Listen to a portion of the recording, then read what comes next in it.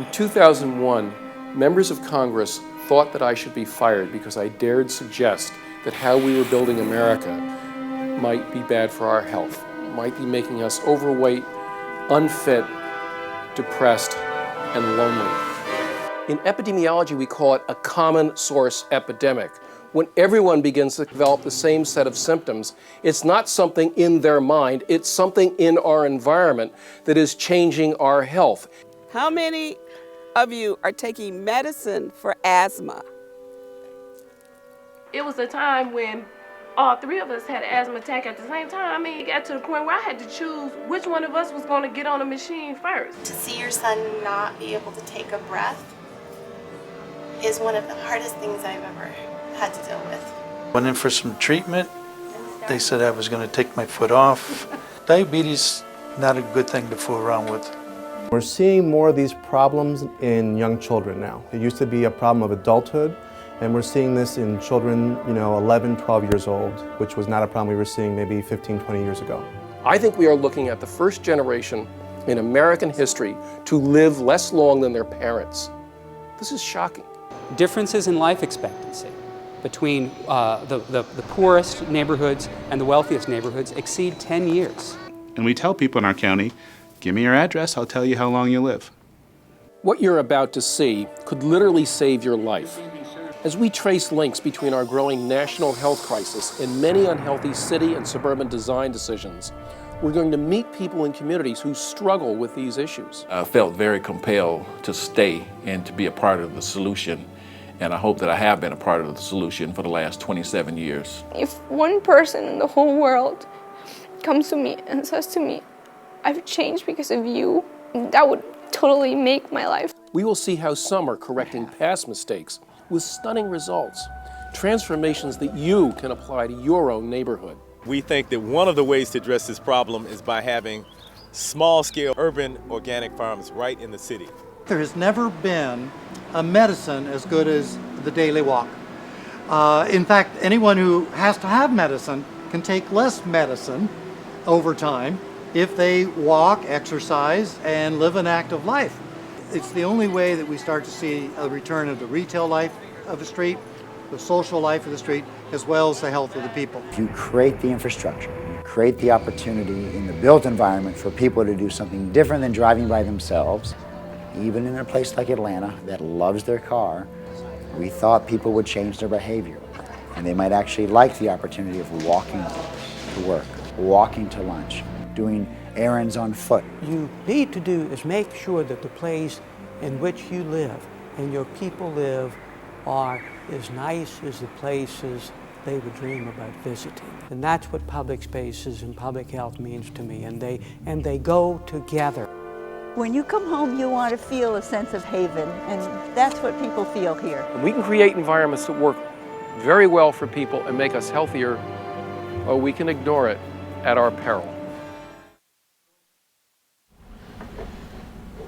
So, let's get the video series. I had the opportunity, and we'll do the intro in 1 second, with the help of originally the American Institute of Architects, followed by the Kresge Foundation, California Endowment, and Kellogg, Kaiser, and a series of others, raised the funding to visit about 12 cities. We had two camera crews for 3 days in Detroit, for example, and the series is now aired for 2 million people around the country, 2 million homes.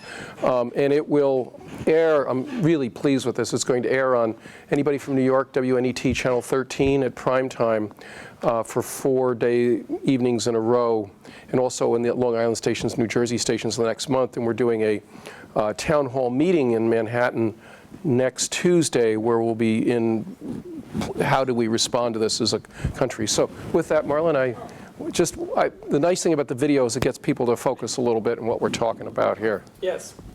And let me go ahead and welcome now Professor Richard Jackson from the UCLA School of Public Health. He's an elected member of the National Academy of Sciences Institute of Medicine. On my little cheat sheet here, it doesn't have your title when you were with the CDC, but I know when he was with the Centers for Disease Control and Prevention, he was really the individual who went through great effort to put the question of health and planning of the built environment on the public agenda. And so in many ways, I would say that Professor Jackson was one of a small number of people who were influential at the beginning of this discussion about 12 years ago to make this a point of inquiry and policy action. And so, Professor Richard Jackson. Thank you very much. My position at CDC was director of the National Center for Environmental Health. I described it as being similar to Philippe Petit walking across the wire between two gigantic buildings because CDC and HHS are so enormous, but they really care about either medical care or infectious diseases and don't really care about environment. And EPA really cares about, it's filled with regulators, lawyers, and engineers, but they don't really get health either. And so oftentimes I was arguing for how do we link these two worlds and make them matter. And I'll tell a bit more stories. So the book on the left is the one, my position at UCLA is I'm chair of environmental health sciences at the Fielding School of Public Health, newly named thanks to Dr. Jonathan Fielding. That's the textbook I did with Howie Frumpkin, who is now in Seattle, and a strong colleague in Andy Dannenberg. And this is the companion book for the video series on the right. And the video series is available both as DVD sets and online. So my first grandchild was born on October 11th of 2011. And I don't know if this ad appeared in the USC newspaper. It was a half-page ad in the Daily Bruin. And clearly General Motors had done some focus group testing and had asked college kids, what's your life like? Well, I'm in a lot of debt. I'm worried about getting a job. My parents are harassing me. I don't have enough money to spend. My girlfriend's left me. And so the people behind the mirror had detected that maybe the message that was resonating with college kids was, reality sucks. So in this era of Karl Rove, you take your deficit and then you market it as your positive. And so General Motors marketed it at reality sucks, and it doesn't have to. If you stop pedaling and start driving, get a $32,000 GMC Sierra, pretty girls will not smirk at you as you are getting exercise, not polluting, and not adding to congestion. And I was very upset, and my students were very upset, and a lot of people wrote notes and complained.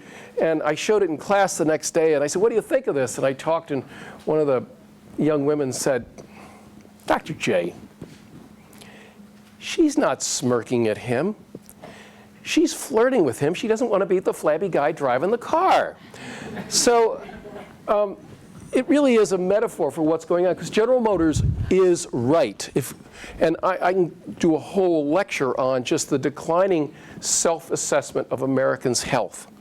And we've seen a fourfold increase in the consumption of antidepressants for people in the prime of life. Now, part of it is they're more abundant and they're overprescribed, but part of it is there's an actual measurable decline in how often people describe feeling well in our society. And it's not, this preceded the economic downturn.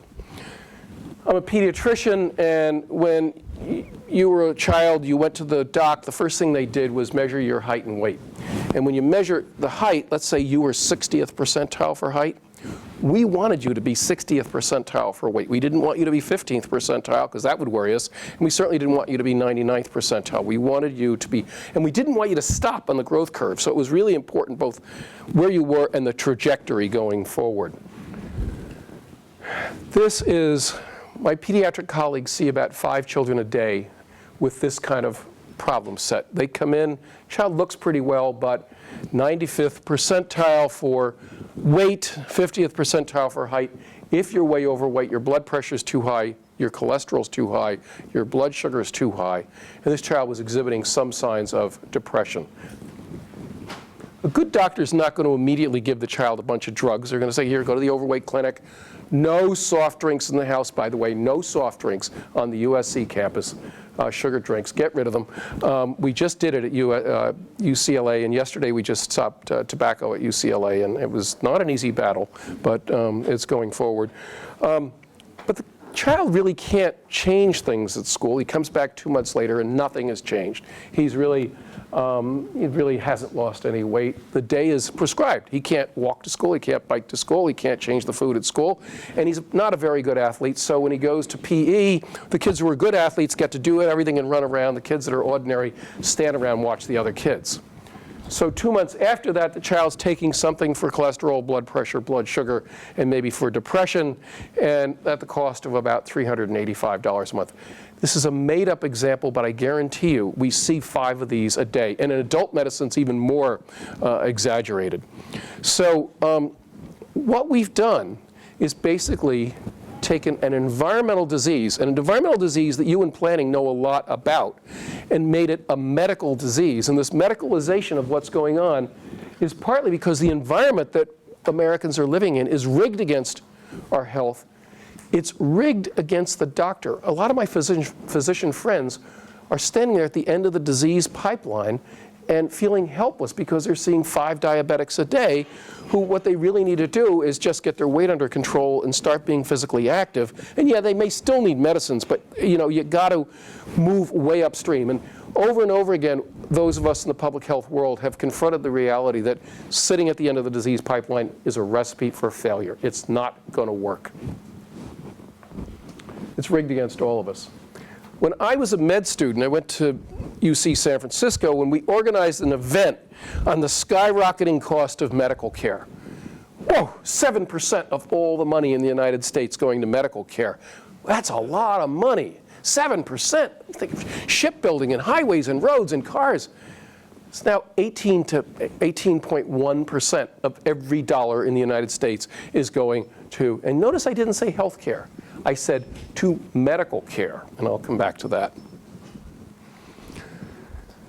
I insisted that our sons learn a foreign language, and Spanish, of course, is a very important one to learn. And so the oldest went to Latin American countries, 4 or 5 of them while he was growing up, and he sent a note from Costa Rica a few years back and said, "Dad, people in Costa Rica spend 7 times less per person on medical care and live exactly as long as Americans do."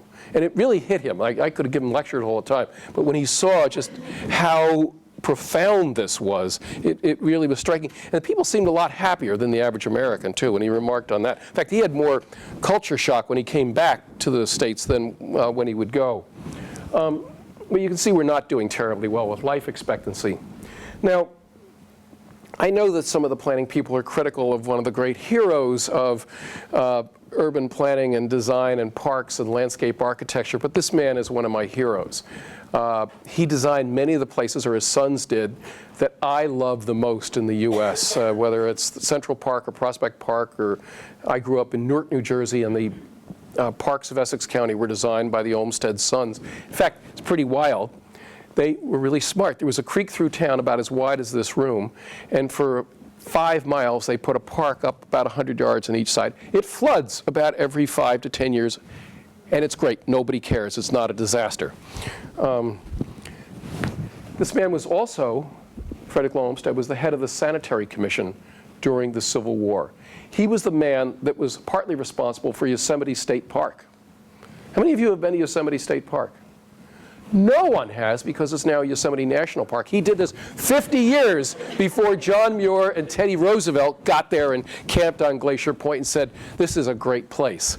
But it's the jewels on the face of the earth, and gifts to the great-great-great-grandchildren of this country because of what he and they did. This is the Emerald Necklace in Boston. So I'm over at UC. I walk past the Ronald Reagan Hospital, and there's a big sign. We've done 1,200 heart transplants, and they're very proud of the fact that they've done all this high-tech medicine. And how many years of life? Average American lives 30 years longer than our great-grandparents did. I mean, average lifespan was about 48, the turn of the last century. How many years of life do you think were added by medical care? I'm not talking immunization, I'm not talking preventive efforts, but by medical care. 30 years of life extension, 5 of them have come from medical care. The other 25 have come from 2 big I's: immunization really important, and infrastructure. And that's what you do. And so having places, people in workplaces that are safer, better ventilated, not dangerous, having drinking water that is safe, having food that is safe, et cetera, not having 5 people in a room in an unventilated, damp building, and prosperity has really helped. So infrastructure has made one of the major contributions to improved lifespan. So you as a planner, a designer, an architect, an engineer are health officials, even though probably they don't talk about it a lot in school. So I actually spent a total of 15 years at CDC, but the second stretch was between 94 and 2003, 4. You can imagine when I was in Berkeley and I announced to my wife and 3 boys, by the way, they were all sharing a bedroom in Berkeley because we could only afford a very tiny house. We're going to move to Atlanta. I'm going to get this great job at CDC. It's like being offered a job in the Supreme Court for a lawyer. And they said, oh, this is great. Yeah, you can have your own room. Well, we got this nice big house for about half as much money as the Berkeley house. But when they got there, they discovered that it was 95 degrees and 95% humidity, and they were sure Dad was the stupidest man in the world. So, but it was a wonderful experience, and the breadth of things I had to deal with were enormous, from oversight the destruction of the chemical weapons of the U.S., preparation for terrorism, lots of environmental services, epidemiology, cancer clusters, birth defect clusters, cruise ships, and other miseries. But the head of CDC called us in about the time, Marlene, you visited, and he was writing an article on the big threats of the 21st century. And I'm thinking about things real small, like chemicals and endocrine disruptors and moving up the food chain, et cetera. And I'm thinking about things real big, like climate change. And I'm driving down Buford Highway next to where my offices are located. 7 lanes wide, 3 lanes in one direction, 3 in another. It's a mile parallel to the U.S. highway. This is the state highway. And cars are whipping down, and it's the homes of the poor all the way up and down both sides. 2- and 3-story garden apartments filled with immigrants, African Americans, other minorities as well. And I'm rushing to this meeting. It's 95 degrees out, and I'm really hustling. And I look over to the side of the road, and here's this elderly woman, and she's walking along struggling, and she's got a plastic shopping bag, one in each hand, and she's bent over with osteoporosis, and she has red hair, and she looks like my mother. And I want to stop and give her a ride, and I don't do it. I go to my meeting, and we're talking all this big stuff, epidemic of obesity and diabetes, et cetera. And I'm thinking, God, that poor woman, if she collapses and dies, the cause of death will be heat stroke, and it won't be poor air quality, overheating, no trees, lack of public transportation. And if she's killed by a truck going by, it'll be motor vehicle trauma, and it won't be absence of sidewalks, absence of public transportation, poor urban planning, failed political leadership, underlying racism. And it got me to think more and more that I've been spending too much time on things that are remote from where people live, and what really matters to the average American very much is where they live, where their kids live, how they go about their daily living. And we humans are so adaptable that we look around and think, oh, it's got to be this way. And we rarely realize that everything we're looking at was in somebody's mind at some point. So I called my friend Howie up and I said, let's do a book on the fact that built environment's affecting health. There were no articles to read on this issue in the year 2000.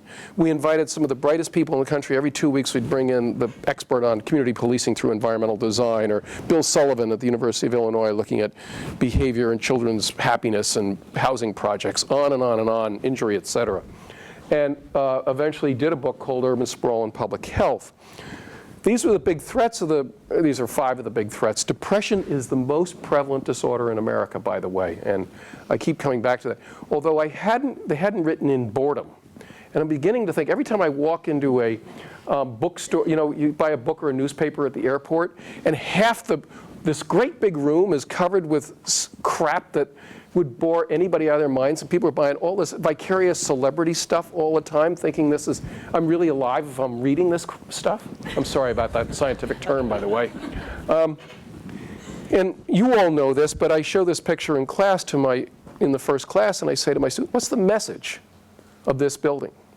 What does it say about the most important thing? And we built 2 to 3 million of these a year in the United States. And the meta message is we're wrapped around our car, and we're appendages to our vehicle. And the affordable housing policy of the United States after World War II was, and everybody who's looking for a house knows this one, drive until you qualify. Because that's how we dealt with affordable housing. Just get in the car and drive and drive and drive. I'm simplifying, but not by much. This is the New Jersey State Flower, and that's Lewis Mumford's line, by the way. But no meeting at UCLA starts without someone saying, I'm sorry I was late, there was a traffic jam on something. I just came over in the expo, I loved it, it was wonderful. What a great way to get where you need to go. So in 1955, I'm a kid in Newark, New Jersey, and August of 1955, guess what was on TV? It was the opening of Disneyland. And we watched it, all the kids assembled, it was black and white, and we saw Frontierland and Tomorrowland and Fantasyland, and one of the places was Main Street USA, where you actually got to walk down a sidewalk, look in windows and see real shops and have a parade and be like in a real town. But if you watch this, the camera pans back on Highway 5 or Interstate 5. There's like 5 cars on the 5.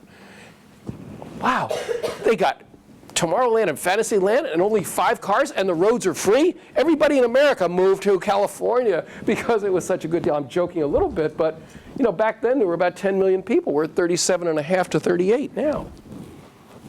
One of the things I teach my students, and you probably teach this here as well, which is the built environment is social policy in concrete. And once you put that social policy in concrete, in Syracuse, New York, they put a highway right down the middle of Syracuse. The black people were over on the west side, the wealthier people, the hospitals were on this side. A lot of the black folks actually had to travel about 3 miles to go the 150 yards to the hospital where they worked as in sort of service level personnel jobs. This is Northwest Atlanta, and it's stopped now about 3 hours a day because they didn't want the metro, the MARTA, to come into Northwest Atlanta. In fact, there were public meetings where people would stand up and say, MARTA stands for Moving African Americans Rapidly Through Atlanta. It doesn't belong in Cherokee County. I mean, literally, they would make these statements. So what we build is a big influencer on health. We talk about the high-speed rail going from Northern California and Southern California. No one's done a calculation of how many years of life would be lost, or lost by the fact that every time you drive 87 miles, you've bought a 1 in a million risk for death in America. The leading cause of death for young people, the students' ages, is motor vehicle crashes, and many of you probably know someone that's died in a motor vehicle crash. The more sprawling an area, the more time people spend in the cars actuarially, the more likely they are to die. Higher risks in sprawling areas. And I'll skip this one. It looks like low risks in Houston and Dallas and in sprawling areas for pedestrians. But if you actually use the denominator of how many people actually walk, it's a very different kind of data. So I'm on a big campaign. I'm lead for the built environment at UCLA. God, you talk about this is like how to make it a healthier campus in terms of built environment. So we're upping the number of bike racks. We're trying to reduce the parking for cars. We're trying to put a bikeway in from the new subway station on Wilshire into the campus. There are a lot of things we're trying to do in place. Just putting a green stripe into up Strathmore to get into the campus because it was so dangerous was a big one, and we're moving on that. But I've been campaigning that 20 is plenty. And because you're hit by a car going 20, you have a 5% chance of dying. If you're hit by a car going 40, you have an 85% chance of dying. So I'm in this whole discussion about I wanted to get the police department radar guns, but they said it might annoy the neighbors. So I'm still, police didn't say that. It was, I won't tell you who said it. But so I did this calculation that if the cars were coming from the top of campus to the bottom of the campus at 20 versus 40, you're right, you could get down there faster. It's about 20 seconds difference, you know. And think about the risks that we would change in the population. Are more deaths caused by car crashes or air pollution? You know I wouldn't ask the question unless it's the counterintuitive. which is more killed by air pollution in America. And the worst air pollution is vehicular, and the worst air pollution in the United States is right in our own backyards. I won't stay there too long. This is Rob McConnell's USC study where he looked at high air pollution high schools and low air pollution high schools, and the kids that went off to high school spent 4 years being athletes doing 3 sports, and then looked at asthma rates at the beginning and at the end. The kids that went to high air pollution schools had 3 times the air pollution level asthma rates as the kids that did not. How many of you have seen these maps? Okay, about a quarter of you. This is a map of obesity in the US about 20 years ago. Here's 1997. I'm going to make very fast here. Here's 2009, and here's 2010. Average adult in America has gained about 28 pounds. Average 14-year-old about 14 pounds in one generation. Lots of causes for it, but I'll talk at least about fitness as well. Those of you who have seen the maps before, did you know that they're wrong? That the truth is it's much worse? That people fib on the interview and tell you, by the way, you look at my driver's license, I'm 6'1" and 180 pounds. No, and so the real data is actually much worse than the telephone interviews would report. Lots of causes for this. This is a metaphor, really, because in America we trade off for short-term benefits, long-term risks. This is a short-term benefit. It tastes pretty good. Sugar, salt, and fat. What a human being's not liking that. But, and of course, poor neighborhoods have more fast food joints than rich ones. But if you supersize a meal, you add about an ounce of fat to your body. Just doing that, if you keep your exercise level the same. It's about $6 for a man in additional healthcare costs and about $3 for a woman. So in a way, it is the metaphor for what we're doing in America, is endlessly trading off these benefits. I won't go through the impact on airlines right now, or this one. One of my students did this, 2 of my students did this wonderful survey where they, have any of you done this here? Go down and do because this is a real built environment. Billboards affect people's behavior. That's what, some of these things cost $1 million. They wouldn't bother putting them up unless they were extremely effective. Students went along Sunset Boulevard. You can see what the ads are. What do you think the ads look like in the poor neighborhood? So, drink stuff that makes you stupid, eat stuff that makes you overweight, and get your stomach stapled when you do all the things we tell you to do. You know, it is actually another metaphor for America. Larry Frank's study, co-author, the more you spend time in the car, the more likely you are to become obese, overweight, less active. Your blood pressure goes up when you're driving. Your cholesterol, at least your cortisol levels go up. It does affect other things. Your epinephrine levels go up, and your risk of having a heart attack goes up immediately following driving. As we become overweight, it increases our risk of becoming diabetic. Look how much more the risk for women goes up than men. So if I'm morbidly obese, my risk is 40 times higher to become diabetic, and if I were a woman, about 95 times higher. It's a big difference. This is obviously the map for obesity is going to change the same way. I'm sorry, the diabetes is going to change the same way. The obesity maps 1994, 2001, 2007. So walk down the street. I don't have more recent data, sorry. In Texas, now 1 person in 9 has a disease that will cost them their eyes, retinopathy, their kidneys, their feet, gangrene, and eventually their lives. 1 person in 9. We're now spending 2% of the entire GDP of the United States on just diabetes. When I was young, you know, like the 5th reason somebody needed a kidney transplant was diabetes. Far and away number 1 now. And you walk into the overweight doctor, who's sort of odd, was talking about, he goes into the diabetes clinic now, and half the kids have adult onset diabetes, type 2 diabetes. In the old days, it was mostly juvenile insulin-dependent diabetes. We're now seeing kids with liver disease and 17-year-olds with diseases of 70-year-olds, between heart failure and the rest from the prevalence of the obesity epidemic. Skip this. This is a little technical, but this is an article that just came out. You may not have seen it. It was in the Journal of the American Medical Association, comparing people between 45 and 64 20 years ago. These are very robust studies where they do physical exams, lab work, interviews, and all the rest with the same age cohort over the last couple years. What do you think has happened over the last 20 years? You know that weight's gone up. And the best predictor of how long you're going to live is if I ask you, how do you feel? And you say, I feel excellent, I feel great. Those people live a lot longer than people say, I feel lousy. Look at the decline.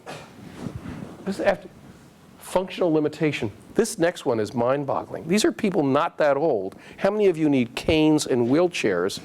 And in 20 years, we've gone from 3% to 7% of people that really are late prime of life that shouldn't need canes and wheelchairs.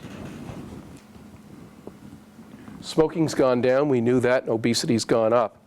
The next one is what percent of the population gets no physical activity? Why did I put this in here?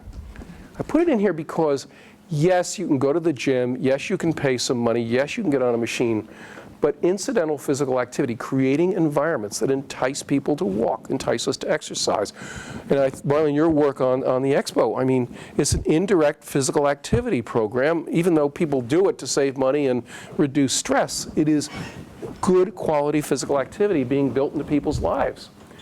I'll skip this, but I couldn't resist putting, this is 2 houses, this is Streets blog did a month ago, adjoining backyards. Did any of you see this? It's really a hoot. Oh, sorry. So you could toss the food over to go do a picnic with the neighbor 30 feet away.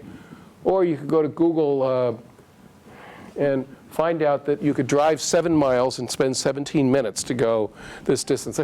The absurdity of how we build things is really mind-boggling. And then we wonder why we're wasting so much fuel and why we're so overweight. You go to Northern Europe and people come back from Northern Europe, they inevitably say, I ate and ate and ate, and I walked and walked, I didn't gain a pound. And you look at, so one of my visions is every person in America ought to be able to buy a carton of milk or maybe get a snack or a sandwich without getting in a car. And it's not an unreasonable thing. And every kid ought to be able to get to school or to church or wherever they want to go without getting in a car. Look at the difference between America and the rest of Northern Europe. Look at the difference in kids walking and biking to school. This number's a little off, but it's still pretty dramatic in one generation. I thought it was normal. It was about a mile in the morning, a mile at night, but that's a fair amount of calories over the course of 10 years. We require the fitness gram in California. Tom Torlakson, the Secretary of Education, is a terrific guy. On the report cards, not the body mass index, but it is the fitness gram. Can you run, walk a 12-minute mile, and 5 other measures? I bet there are professors in their 60s here who can run, walk a 12-minute mile. And to have 3/4 of our kids in America or California not being able to do it is pretty shocking. I'm going to skip, I'll put these 2 in for climate change just because it's pretty striking. I was in Atlanta for 10 years. Atlanta would be the yellow one, zone 7. That's back in 1990. By the time I left, Atlanta was now the same as northern Florida. The rapidity of climate change is really dramatic. The amount of energy and moisture we're putting into the atmosphere means that what you design is going to have to be built for a very different world than what we were building for 20 years ago. Skip these. I mean, this is pretty amazing. The highest of 118 years in temperature in those states. This is the melting of Greenland. I'll just put this one in. If somebody had said the top of Greenland will turn entirely to water, I wouldn't have believed it. It was the first time in satellite history that the top of Greenland has melted. 6 times as much water is now coming off Greenland in one day as New York uses every single day. And that's a lot of water, fresh water. These are the states that produce, countries that produce CO2 enlarged for CO2 production. And these are the states that will bear the greatest brunt. And your generation's going to very much confront, if the Himalayan ice sheet continues to disappear, the Brahmaputra and the Ganges begin to continue to decline, and sea level rises, the displacement of very, very, very large populations, Bangladesh, et cetera, are going to be remarkable. The social issues will be astonishing. All right, solutions. This is when I was the private security guard for Governor Schwarzenegger. I was state health officer, and this was an event. I worked for him for about 1.5 years.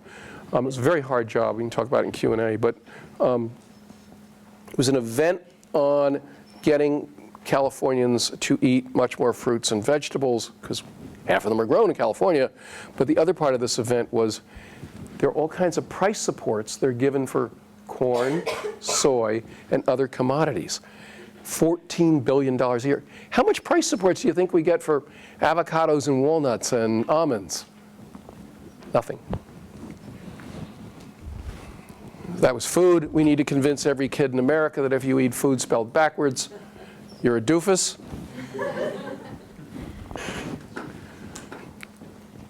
How much high fructose corn sugar did we consume in 1968 in the United States, folks my age? None. That's when they developed a depolymerization method to take cornstarch and turn it into corn sugar. And they put it in absolutely everything we consume, and it's been dramatic. There's lots more than corn sugar that's caused this problem, but that's a lot of sugar. You can't really burn that off reasonably.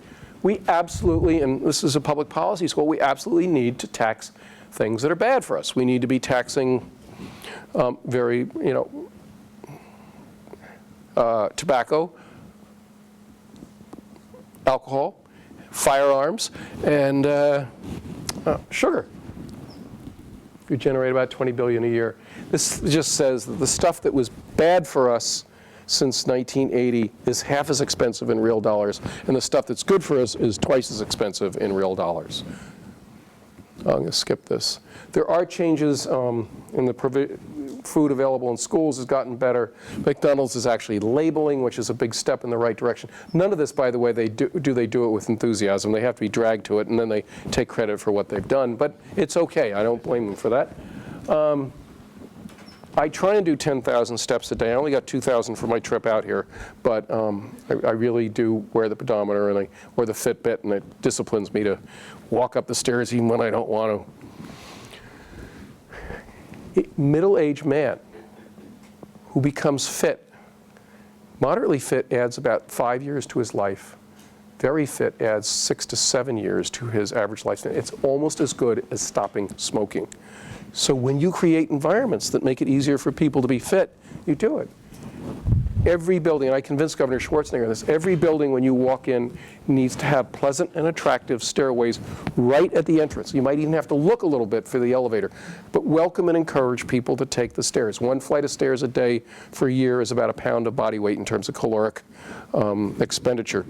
Kaiser's been doing this whole campaign. I just can't figure out how they got permission from their safety people.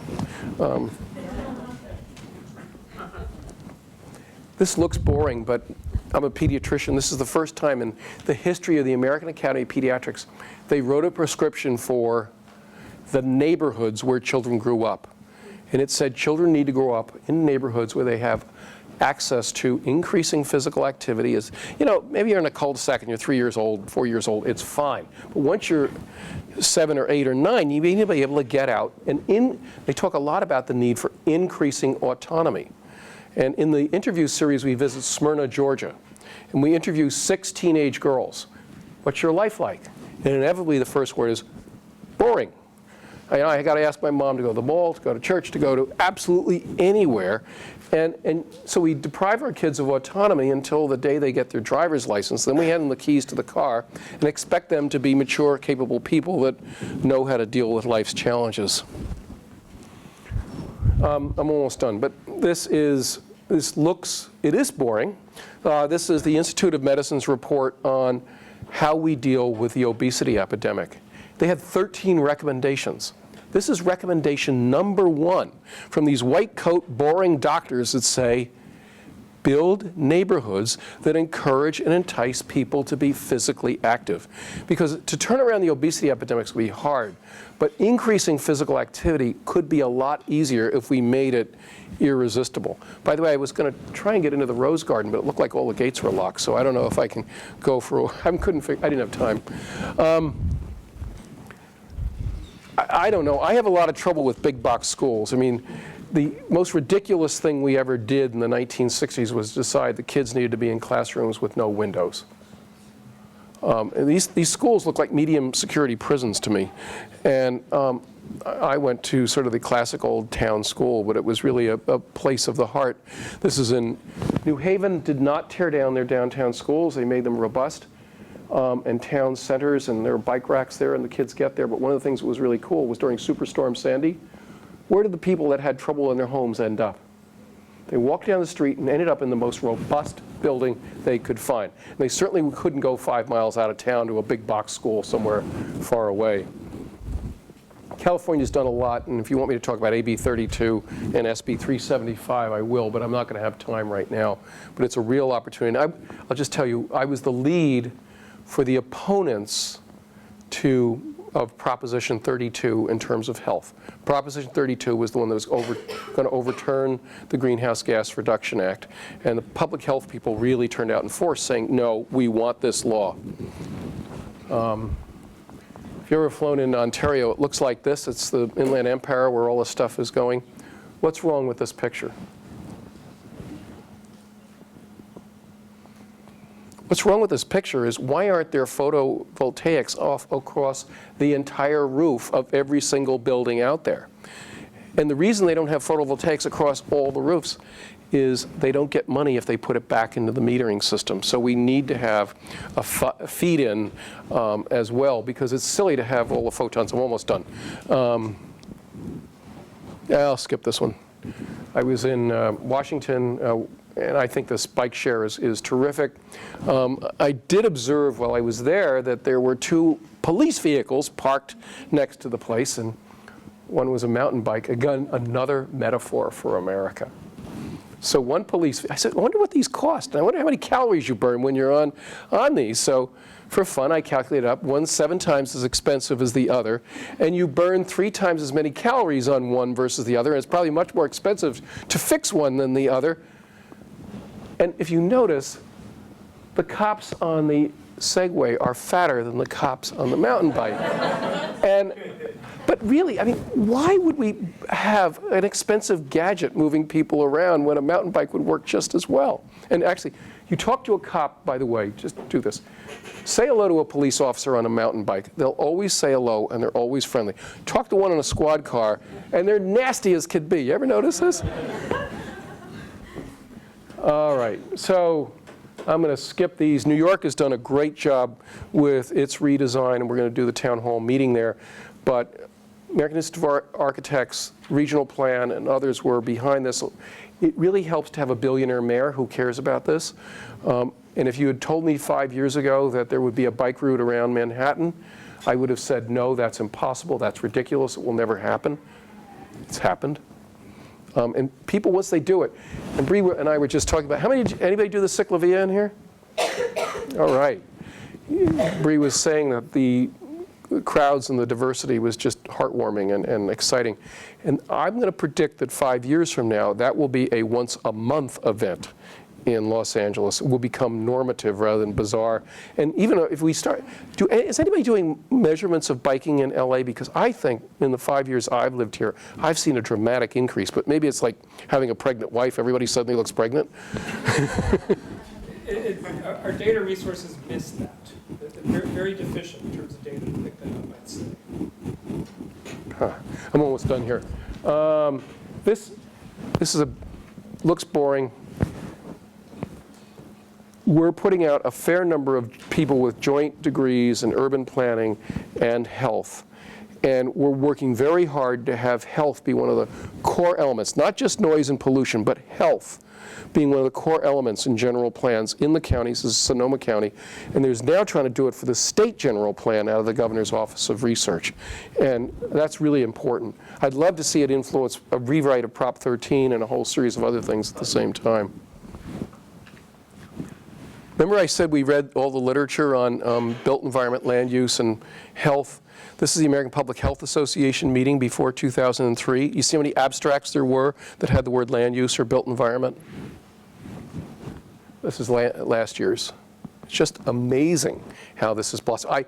When we did the second book, we were not able to read the entire English language literature that was touching on this. Robert Wood Johnson Foundation, CDC, NIH, believe it or not. NIH What do they care about this? Actually, the Kidney Institute, the Aging Institute, the Addiction Institute, they're all looking at these issues now that they weren't in the past.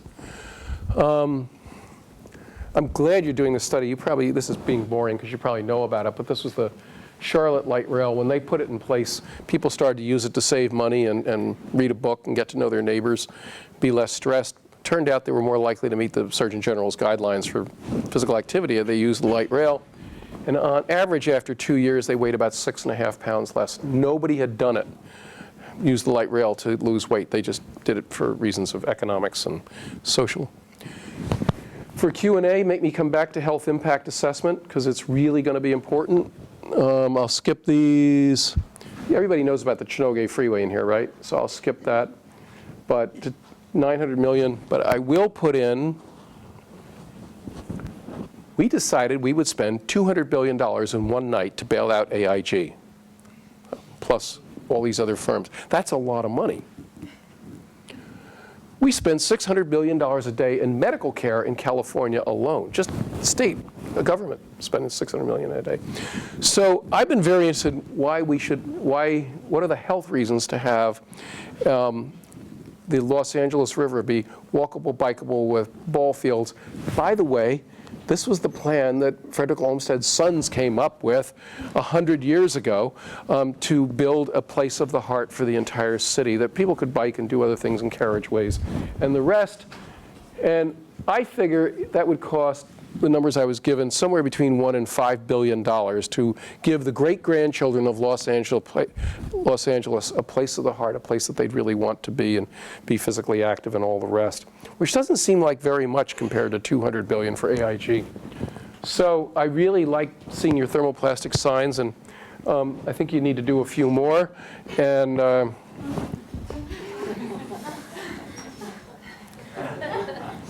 that's it. Oh, our patient, he starts to bike to school 4 days a week. He saves the family $700. He burns off 40,000 calories, 11.5 pounds of body fat. After 2 years, he comes back, his cholesterol, blood sugar, everything else is better. He has a girlfriend, lives happily ever after, because he started biking to school or walking to school rather than sitting in his car. Sorry, I went a little over. Thank you very much. There's a lot of things to talk about, but I don't want to take too long because I'm sure you have questions. So I'm going to make a couple of comments, and then I have 2 or 3 bigger points to suggest that would be interesting to follow up on by you or others. The first is, I'm glad you mentioned Syracuse and the development of Route 81 as part of the National Highway System. As many of you know, I show a picture of Route 81 because I took my house. I was one of those people who was displaced by the development of the highway system.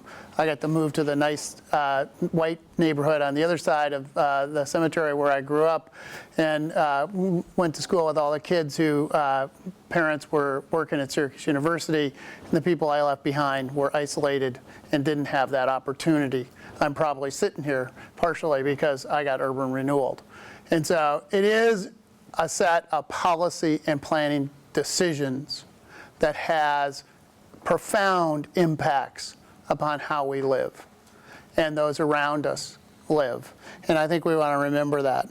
Second thing, real quick note, one of my doctoral students, Bryce Lowery, and I have an article at Journal American Planning Association, Journal American Public Health, actually doing a systematic study of billboards in Los Angeles. He took a whole bunch of pictures, over 6,000, to try and look at this, and it does show exactly this kind of differences across neighborhoods by race and by class that are so important here, and I'll come back to that issue. One of the striking things about all of this is how do we understand what happens, how change occurs.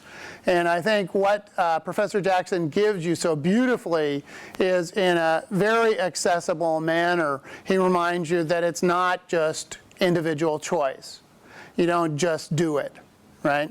And you don't just get fat, you don't just make decisions, you don't just behave. That there's whole sets of structures that surround those decisions and those behaviors. About agricultural policy. Why did fructose go up so much? Because in 1973, the United States government passed a new farm legislation to support that kind of development. Why are we getting money for corn and other things? Again, agricultural policy at the state and national level. Things don't just happen, right? So transportation policy started in the 1950s and the development of the highways, leading to the easy suburbanization. Yet it's also banking law regulations and decisions, particularly around the Federal Housing Authority administration that started in the 1930s, that decide that they're going to give money to places that are white.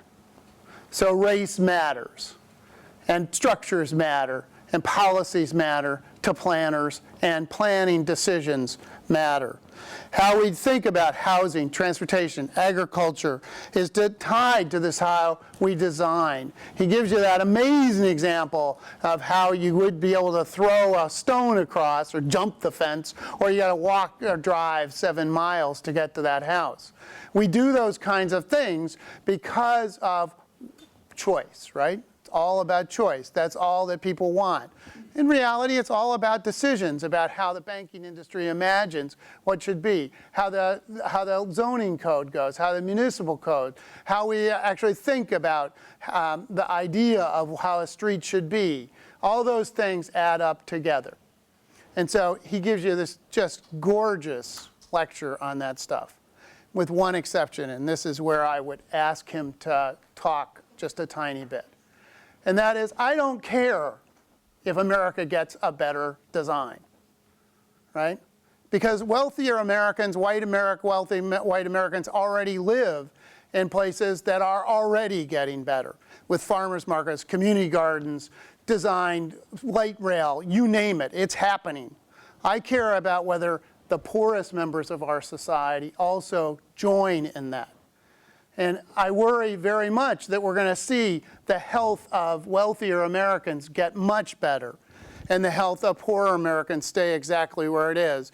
And the disparity between those healths is actually going to increase, as we've begun to see in studies in New York City and places where things have happened, where actually the people in New York are getting healthier around sugar and other things, but not all the people in New York. And so, as planners, we have an additional burden, and I think the health people share this burden, that we have to think not just about how to plan a great place, but how to plan a just and equitable great place. And I think that we need to keep linking those constantly. One of the studies that we're doing right now is in South LA. We're trying to work with clinics. How do physicians tell people to react to being overweight? Eat better and get physically active, right? Just do it. Just behave. The structures of medicine actually have to change, as well as the structures of the environment. The two go together. The way we do health has to change, as well as the way we do planning has to change. And when we get to that moment, and when we both get better, we're going to have a community planning, health planning agenda that's going to be incredibly powerful.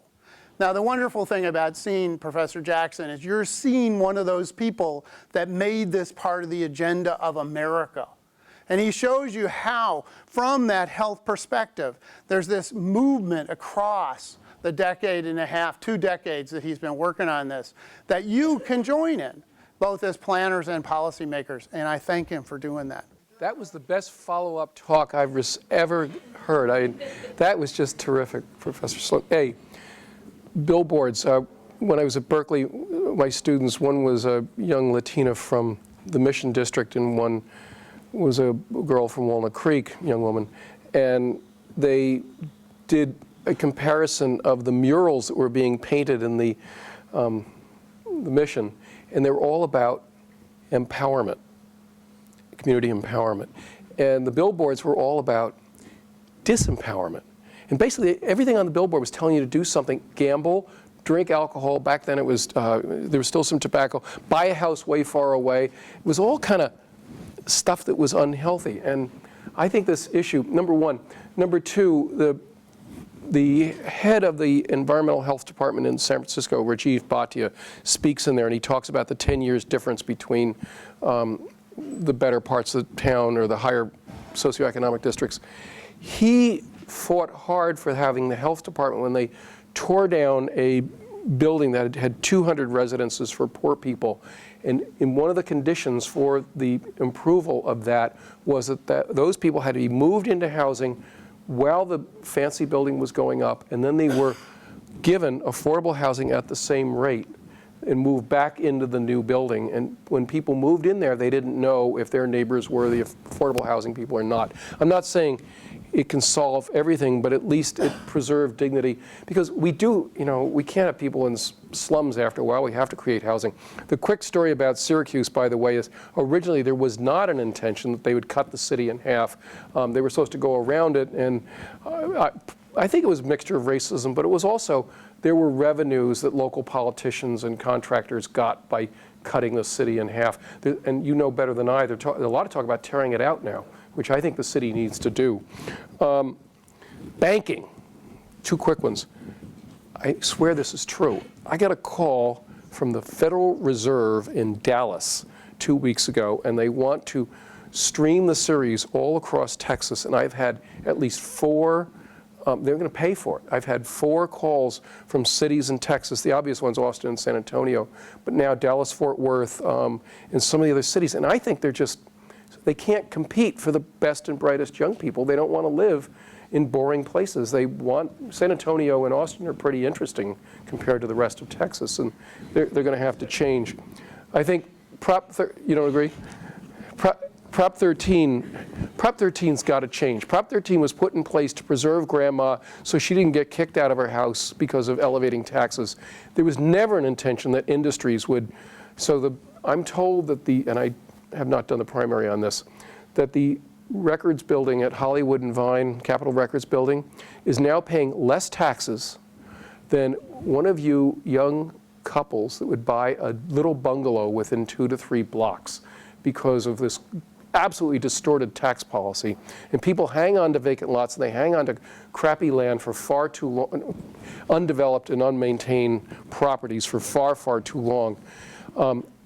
When I was state health officer, I thought that sales tax, the state sales tax, I thought it went to the state. And that income tax mainly went local. It turned out it was the other way around. And so there's huge, Sebastopol, and Petaluma, nice downtowns, there's huge pressure for them to put auto malls downtown because in Costco and big box stores because they generate a lot more revenue.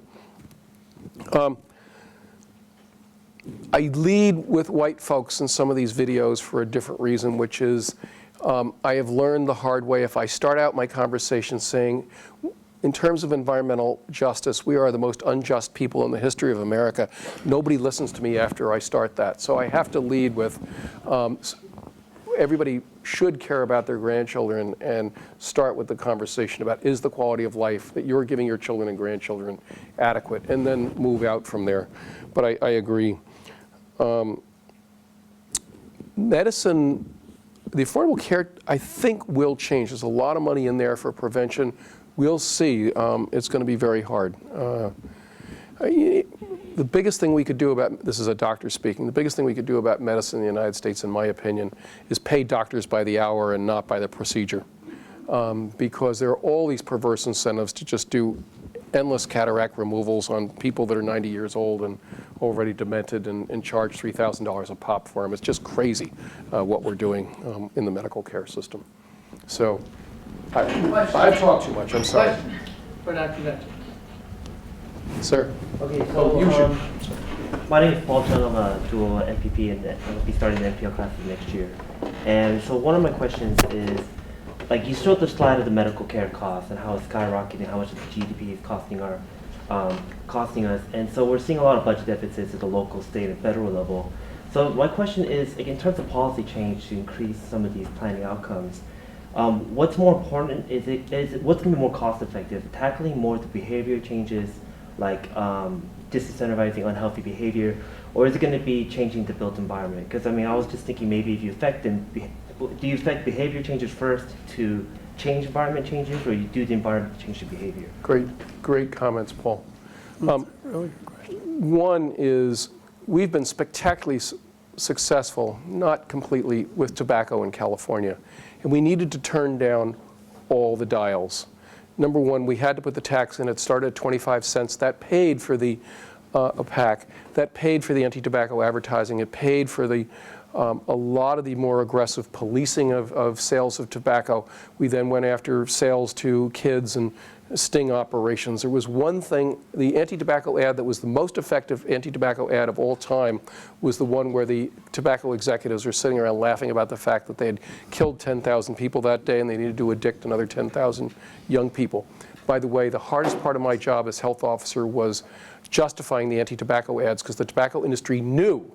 They hated the personal attack on them, but they knew that those were the most effective ads. But there were many things we had to do to turn it around. The one thing we know around the obesity and inactivity epidemic is having a doctor in a doctor's office waving their finger at somebody doesn't work. Absolutely doesn't work. If you give somebody $75 extra in their paycheck every month, and if they sweep their card at the gym or do something or maybe lose some weight, and then if they don't do it, you ask for the $75 back, it really does work because people hate losing money 5 times more than they like winning money. I mean, that's just, you all know that, but it's really true. The only thing I would add, absolutely correct. The only thing I would add is, to me, they always go together because in some sense, if you say to someone, I'll pay you $75 if you go do stuff, they have to have a place to do it. Absolutely. So if we have park inequities and they don't have a place to go, if they have a grocery store inequity and they don't have a place to buy, so there's no way to split it out. You have to move forward, and we are moving forward.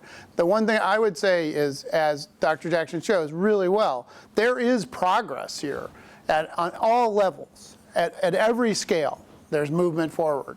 And so, but you can't do just the medical and you can't do just the planning you have to do them both. The harvest on the built environment stuff, the benefits will probably take, I'll make this up, but 5 to 10 years. We're not going to see it tomorrow. You know, your nutritional levels would improve with a farmer's market in a poor neighborhood probably over a month or 2. But as I remind all of my students, it took us 75 years to become autocentric.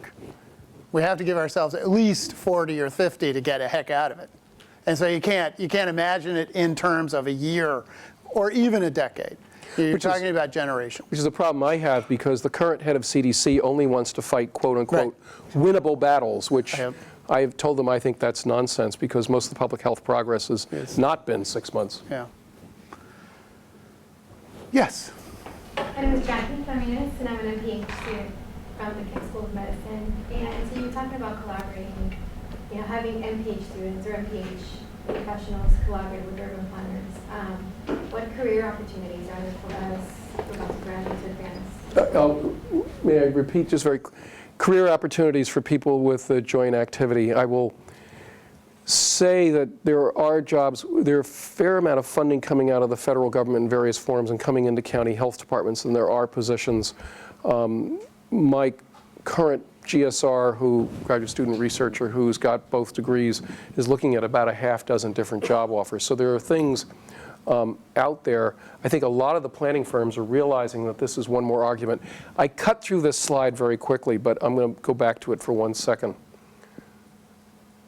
All of you have probably read an environmental impact report. You've looked at the 1,000 pages. You get to the back, and the last 3 pages say, no health standards will be violated, no air standards, water standards, or noise standards will be violated. But what we've realized, the stuff we really care, and I've been involved with the fracking decision in New York State.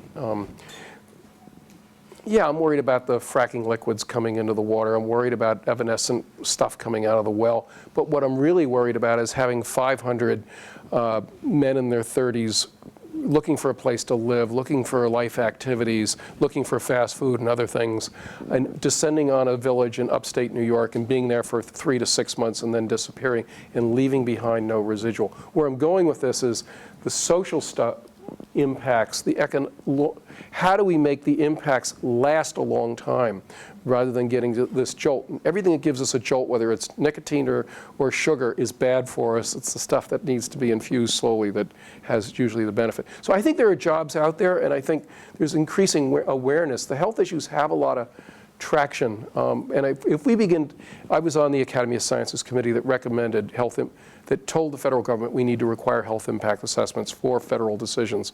So I think it's coming. It's going to probably take a big lawsuit where some smart lawyers are going to go after him and say, wait a minute, and I was involved with this the football stadium and arguing we needed a health impact assessment there. I can't resist. San Francisco puts a ballpark down by the bay, 45,000 seats. They only have 5,000 parking spaces, and they've not had an empty seat in 140 games.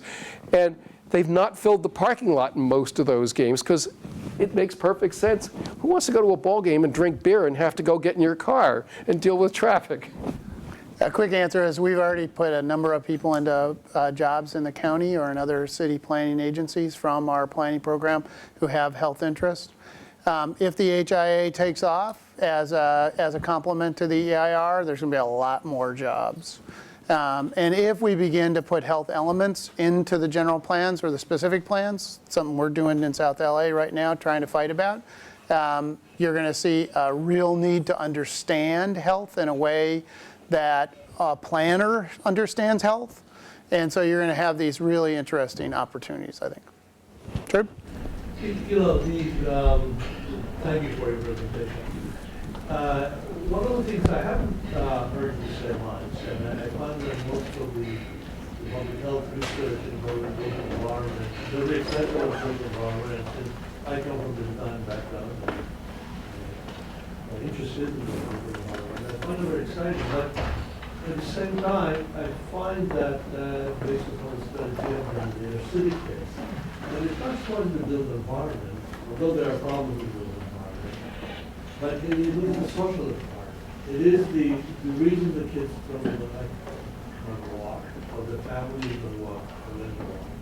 Is it drugs? Is the gangs? Is the homeless folks? And all of the other kind of the social milieu, which makes the inner city environment so much difficult to walk. So I'm not sure you might widen the sign or put more parks. And the kids say, oh, you have great parking here when you go there. So no, why longer these gang managers out there? We're afraid to go there. So real quickly, role of social environment versus built environment. How do we balance two, and which is more important? California Endowment's funding changes in 13 communities around the state, Richmond, California being one of the biggest cities that they're doing it.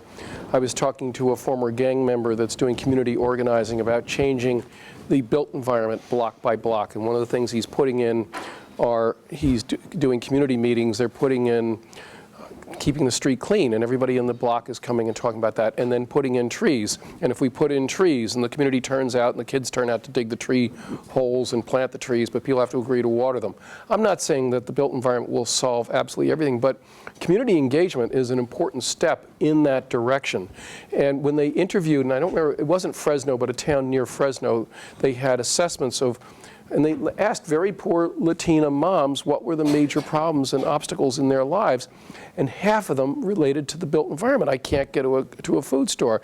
People aren't keeping their dogs behind fences. I mean, I never realized that dogs were such a huge issue until I looked at the results of these interviews, and it's poor people's security systems in a lot of ways. And you know, you don't want your 8-year-old walking by a mean dog. So I'm not saying the built environment's the solution to everything, but again, we need to turn down all the negative dials and up as many of the positive ones as we can. Jackie? I had a question on more on the medical side with regards to behavior change.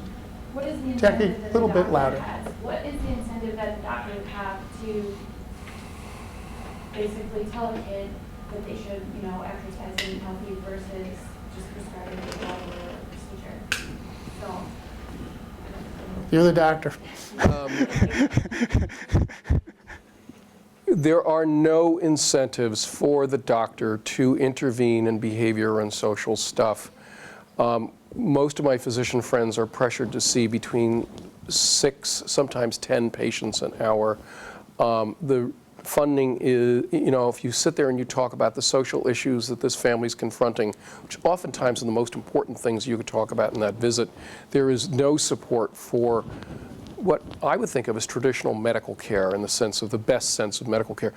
You know, when my son is an internist now, but when he was doing his rotations at Yale, and he went on the psychiatry rotation, I said, really pay attention, because almost all of the primary care medicine practice, the technical stuff's pretty easy after a while. It's the social stuff and the psychiatric stuff that's really hard. And we do not reimburse people for that, and we don't allow them the space in their management lives. And I hate to admit how old I am, but virtually all my cohort is retired now, except for folks like me, because the ones that are doing active clinical care are completely burned out. And it's really sad, because a lot of them, I remember us years ago, it's my anniversary, 40th anniversary from UCSF, and we were an idealistic crowd. And people are really feeling ground down. So I think there is increasing awareness about this. When I was young, the New England Journal of Medicine, first 5 articles were always highly technical. Now the first 4 to 5 articles are really about policy and social issues, economic issues too, but economic issues in the big sense, not in the doctor's pocketbook sense. When I started doing this a long time ago, I talked to some people at the medical school, at a different medical school than here, and was reminded that physicians get no nutritional training, no training in physical activity. That has actually changed, and I think we have to be careful. And the pressures on clinicians are just phenomenal. I mean, it is unbelievable.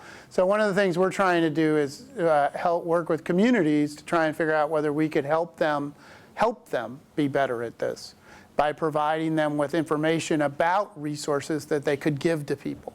So could you actually create a little map that you hand to somebody at your clinic that has the local park, has a local gym, has a local farmer's market, has a local community garden, so that they could actually use this as part of their care package, and trying to move them from just straight behavioral nutritional care, which is what most people get when they're diagnosed, to that behavioral care tied to an environmental care package. And it is something people around the country are doing, slowly but surely, and I think you just got to help them, because the pressures on clinicians are phenomenal, time-wise. In Syracuse, there is a supermarket on the west side called No Gems, and it's been there for the last 60 years, and they did not go out of business. They did not move to the wealthier side of town. A young woman who started work there as 16 as a cashier now is running health training, and they actually have a kitchen and a classroom next to this supermarket. And they, at one point in the voiceover, I'm saying, this has become a health center. And I actually choked up, almost teared as I was saying this. I had to repeat the voiceover several times to be able to say it, because I think, you know, all these places that say they're health centers don't have a clue about what health is about, and they're disease care centers. One last question. I just want to quickly touch upon the pharmaceutical industry and how you feel they play a role in this, because it seems like the doctor is tempted to say, why don't you take this pill or do this for weight loss, instead of saying, okay, you can go and here eat these foods and exercise and get address your issue in this manner. It may be my cohort, but my physician friends have about as much contempt and disgust with the pharmaceutical industry as the average citizen. The worst thing that, there are many things that are disgusting, but one was when Billy Towson, who was a member of Congress, inserted into one of the health laws about 10 years ago the requirement that Medicare could not negotiate for the lowest prices for pharmaceuticals. The next day, quit his job and became the head lobbyist for Big Pharma. I'm not making that up. And the revolving door between Congress and the pharmaceutical industry has been phenomenal.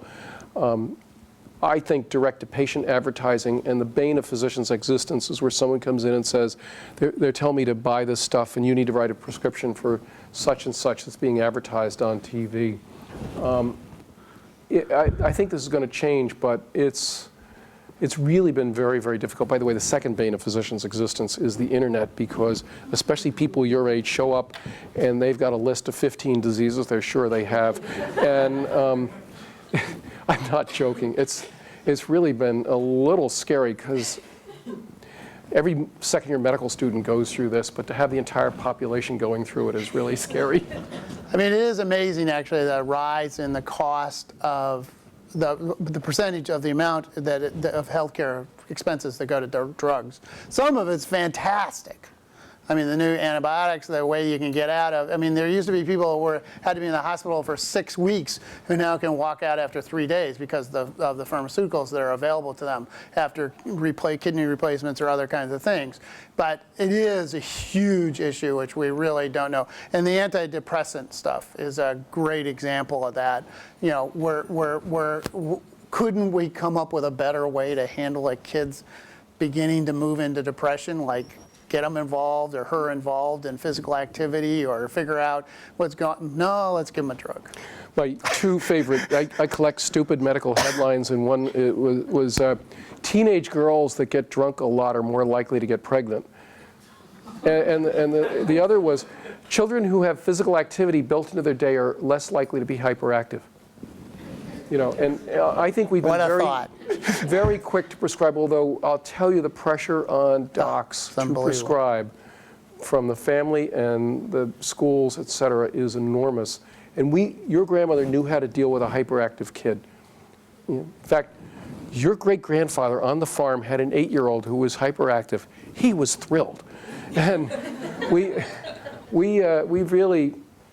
forgotten an awful lot of the ways that really could add joy to our lives. And the way we got through depressing events in our lives 50, 80 years ago was being with other people, being in places of the heart, with music and ritual, with cultural and food and other kinds of support issues. I'm not talking about severe depression, but mild to moderate depression we all experience. And we have cultural ways and physical and exercise ways of dealing with it. Let me thank both our speaker and our discussant. Thank you.